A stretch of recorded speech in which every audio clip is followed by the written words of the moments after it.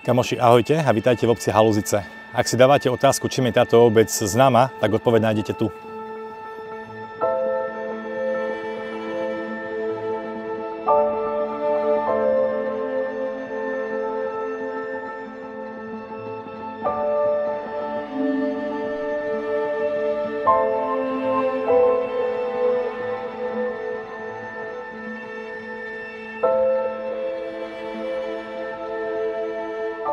Prechod Halúzickou tiesňavou nie je vôbec náročný.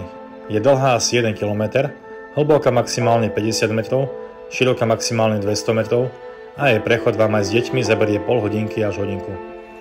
Tiesňavu vytvoril Halúzický potok svojou eróznou činnosťou a o pár desiatok rokov bude mať tiesňava určite inú podobu, keďže potok si stále razí nové a nové cestičky. Zvláštnu atmosféru umocňovala aj tunajšia vegetácia, ktorá miestami pripomínala tropický prales.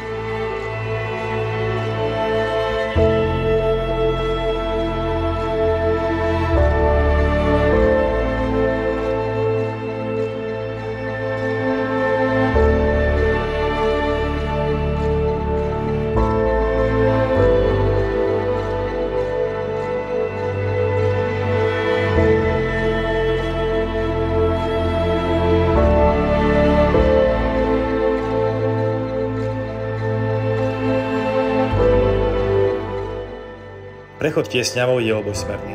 My sme si zvolili variant ísť v smere toku potoka a na záver sme si chceli vychutnať prechádzku okolo zľuceniny rovnomenného kostolíka, ktorý stojí hneď nad tiesňavou.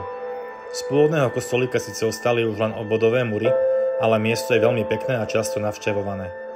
Pri pohľade na okolie kostolíka vás možno ešte zaujímať drevená vyhliadka nad obcov Halúzice. Cesta k nej vám zaberie asi 15 minút.